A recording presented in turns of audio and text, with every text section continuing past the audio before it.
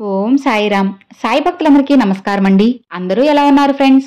మన సాయినాథుని దయ వల్ల అందరూ బాగుండాలి మనస్ఫూర్తిగా కోరుకుంటూ ఈ వీడియోనైతే స్టార్ట్ చేస్తున్నాను. ఇక ఈ రోజు వీడియోలో బాబా గారు ఏం చెప్తున్నారంటే, తల్లి, నువ్వు ఇష్టపడే నీ బంధంలో ఒక మంచి మార్పు రాబోతుంది.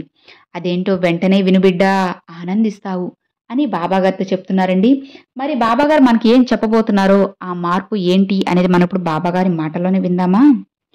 తల్లి, నీకు దిక్కు తోచని సమయంలో ఉన్నప్పుడు సమస్యలన్నీ ఒక్కసారి చుట్టుముట్టి, ఇక ఆ సమస్యల నుండి నువ్వు బయటపడలేని సమయంలో నీకు ఉన్న ఏకైక మార్గం ధైర్యం, నీ సాయి మాత్రమే కదా. నేను మాత్రమే నిన్ను ఆ సమస్యల నుండి బయటపడేసే ఒక గొప్ప అవకాశాన్ని ఇస్తాను. నీకన్నా నీ జీవితం గురించి నేనే ఎక్కువ ఆలోచిస్తున్నాను. కాబట్టి నేను ఎంతో ఆలోచించి నీ జీవితం ఎలా ఉంటే నువ్వు సంతోషంగా ఉంటావో అలానే మారుస్తాను. కానీ తల్లి, నువ్వు నన్ను ఏమాత్రం అర్థం చేసుకోవు. ఎందుకంటే నీకున్న కష్టాలు నిన్ను నిరాశకు గురిచేసి నువ్వు ఇక చేయలేక బాధపడుతున్నావు. అలాంటి సందర్భంలో సాయి, నన్ను ఈ కష్టాల నుంచి బయటపడేయి అని నువ్వు అడిగిన వెంటనే నేను తీర్చలేదని నా మీద కొంచెం కోపంగా ఉన్నావు కదా.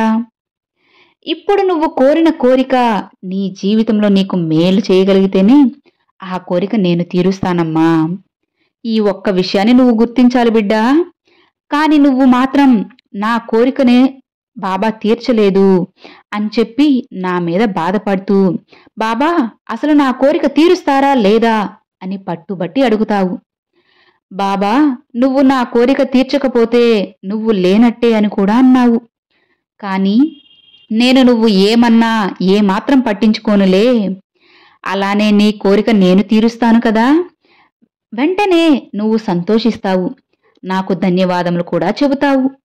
అలానే కొన్ని రోజులు గడిచాక నువ్వు కోరిన కోరికలో ఏదైనా సమస్య వస్తే మళ్ళీ నన్నే నిందిస్తావు. బాబా, మీకు అంతా తెలుసు కదా, మరి ఎందుకు నా కోరిక తీర్చారు? నేను జీవితంలో సంతోషపడనప్పుడు నాకు ఎందుకు నేను కోరిన బంధాన్ని దగ్గర చేశారు? వాటి వలన నేను ఎలా బాధపడుతున్నానో చూస్తున్నారు కదా, అది చూసి మీరు ఆనందపడుతున్నారా అని నువ్వు నన్నే నిందిస్తావు. ఇదంతా న్యాయమేనా చెప్పు తల్లి? కోరిక తీర్చమని అడిగేది నువ్వే. సరే అని నిన్ను బాధ పెట్టకుండా నువ్వు కోరిన కోరిక తీరిస్తే ఇప్పుడు మళ్ళీ నువ్వు కోరుకున్న బంధం నిన్ను బాధ పెడుతుందని, దానికి కారణం నేనే అని అంటున్నావు. సరేలే అమ్మా, నేను దానికి కూడా ఏమీ బాధపడను. నీకు అన్నీ అర్థమయ్యేలా నేను అన్ని రకాలుగా నీకు ఎన్నో సందేశాలు పంపుతాను.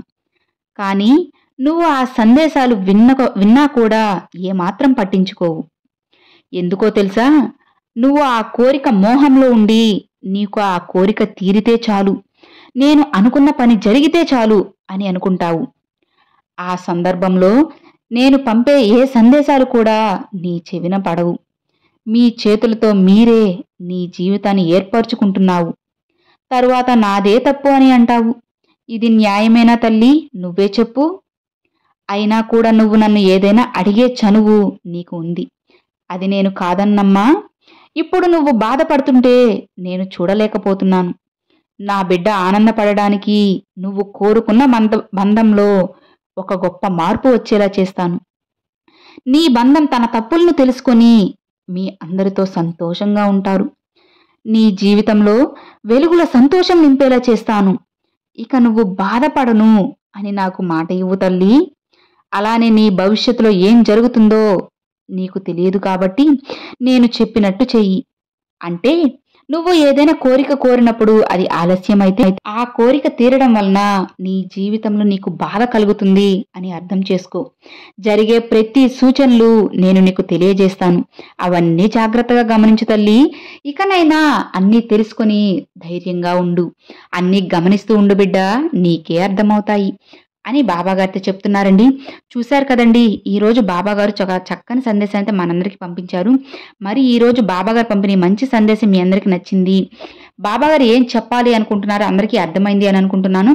నచ్చితే లైక్ చేయండి, మరికొంతమంది సాయి భక్తులకు షేర్ చేయండి. ఫస్ట్గా మన ఛానల్ చూసారు, సబ్స్క్రైబ్ చేసి సపోర్ట్ చేయండి friends. Thanks for watching. Om Sairam.